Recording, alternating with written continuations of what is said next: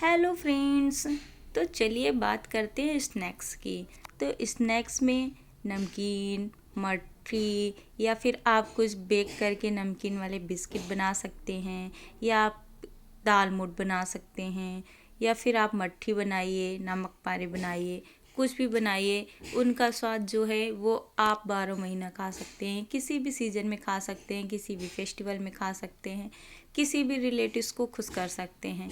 तो जैसे हमारे यहाँ त्योहारों की जान मिठाई होती है, अब थोड़ा सा मिठाई का चलन धीरे धीरे कम होता जा रहा है और उसके साथ ही स्नैक्स बढ़ते जा रहे हैं। तो हम जब भी सोचते हैं तो ये सोचते हैं कि इस बार स्नैक्स में क्या नया ट्राई किया जाए। तो सोचते सोचते हम कुछ ना कुछ नया बना ही लेते हैं। तो जब कभी हम शादियों में जाते हैं तो कभी कभी हम देखते हैं कि वहाँ पे जो मठरी होती है वो बहुत ही ज़्यादा स्वादिष्ट और बहुत ही ज़्यादा क्रिस्प और अंदर से सॉफ्ट रहती है। तो हमें लगा कि हम भी वैसे ही बिल्कुल सेम टू सेम मठरी बनाएंगे। तो मेरी मठरी तो बन गई थी, तो चलिए आपके साथ भी शेयर कर देते हैं कि उसको मैंने इतना अच्छा और इतना स्वादिष्ट कैसे बनाया।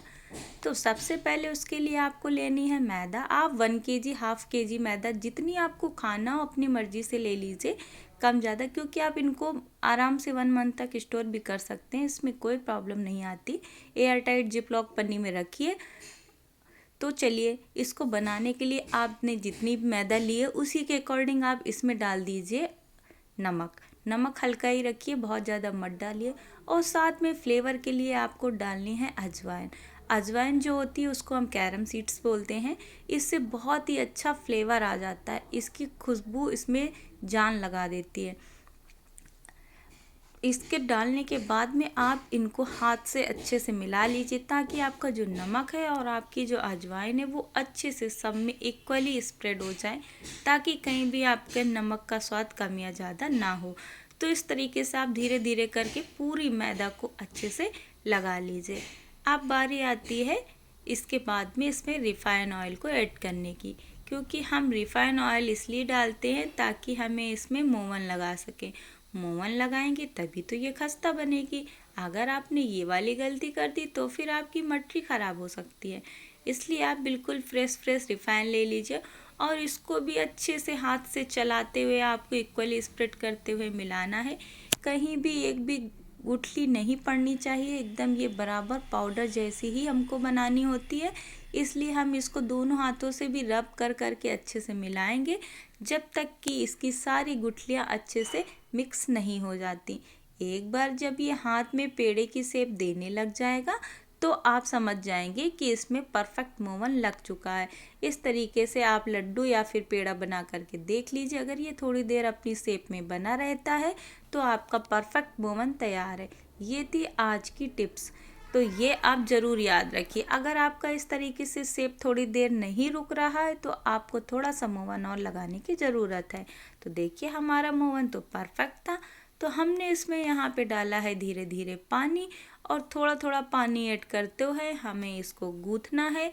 तो अब आपको गूँथने में भी याद रखना है कि एक एक तरफ से थोड़ा थोड़ा मैदा लेते जाइए और थोड़ा थोड़ा करके गूँथते जाइए। पानी भी आपको थोड़ा थोड़ा करके ही मिलाना है, क्योंकि एक बार अगर ये पतला हो गया हल्का सा भी तो आपका जो डो है वो ख़राब हो जाएगा। तो इस तरीके से आप इसको अच्छे से मिक्स करके रख लीजिए। देखिए ये बिल्कुल भी फट नहीं रहा है। फिर भी हम इसको 10 मिनट के लिए रेस्ट करने के लिए रख देंगे। 10-15 मिनट के बाद हम इसको फिर से मसल के मिला लेंगे। देखिए जब हमने दोबारा से इसको मसल के मिलाया है तो ये कितना ज़्यादा सॉफ्ट बन करके रेडी हो गया है। तो अब हमारा डो परफेक्ट रेडी हो गया है। अब बारी आती है कढ़ाई में रिफाइन ऑयल को गरम करने की। तो एक बार आप कम से कम आधी कढ़ाई भर लीजिए, क्योंकि इसमें थोड़ा सा ऑयल तो ज़्यादा ही लगता है, तभी तो बनेगी ना आपकी क्रिस्प और करारी मठरी। तो एक बार जब आपका इसमें रिफाइन ऑयल डल करके रेडी हो जाएगा, गैस को ऑन कर दीजिए, गरम होने दीजिए। जब तक आपका तेल गरम हो रहा है तब तक उसका वेट क्यों करना, उसके साथ हम दूसरा काम निपटा लेते हैं। तो फटाफट से इसको गरम होने दीजिए और ले लीजिए अपना तैयार किया हुआ डो। डो लेने के बाद में आपको बिल्कुल भी तवाई बेलन की आवश्यकता नहीं है, क्योंकि ये हम हाथों से बनाने वाले हैं। और इस तरीके से आप इसके छोटे छोटे से पेड़े निकाल लीजिए। पेड़े निकालने के बाद में इसको दोनों हथेली के गद्दी के बीच में दबा लीजिए। दबा करके आपको रफली ही गोल गोल करना है, ज़्यादा नहीं करना है, क्योंकि इसकी शेप बिल्कुल चिकने पेड़ा की जैसी नहीं आनी चाहिए, तभी तो ये क्रिस्पी बनेगी। इसको रफली गोल गोल करना है। इसके बाद में दोनों गद्दी के बीच में से दबा लेना है, तो ये हल्का सा चपटा हो जाएगा। एक बार जब ये चपटा हो जाए तो आप अपनी फिंगर्स की सहायता से इसको धीरे धीरे धीरे धीरे इक्वली स्प्रेड कर दीजिए, ताकि ये बीच में से या किनारे से कहीं से भी आपकी मटरी बिल्कुल भी मोटी या पतली नहीं होनी चाहिए, एकदम सेम शेप में आनी चाहिए। आप हमारी मटरी की मोटाई भी देख सकते हैं। मैंने मटरी की मोटाई जितनी रखी है, आप भी इतनी ही रखिए। बीच में हल्का मोटा होगा चल जाएगा, किनारे बिल्कुल भी ज़्यादा मोटे नहीं होने चाहिए। इस तरीके से आपको धीरे धीरे ध्यान दे करके एक एक मटरी को बनाना है। ये बहुत ही जल्दी बन जाती हैं। तो देखिए हमारी एक मटरी बन करके हो गई है तैयार। इसका शेप भी एकदम गोल गोल आया है। तो इस तरीके से आप एक एक करके सारी मटरी को बनाते जाएंगे, और हम भी इसी तरीके से एक एक करके सारी मटरियों को बनाए हैं। अगर आपको किसी भी मटरी को बनाने में प्रॉब्लम हो तो वीडियो को पॉज करके देख लीजिए। देखिए हम फिर से उसी सेम प्रोसेस से दूसरी मटरी बना करके तैयार कर रहे हैं। और देखिए हमारी ये वाली मटरी भी लगभग बन करके तैयार हो गई है।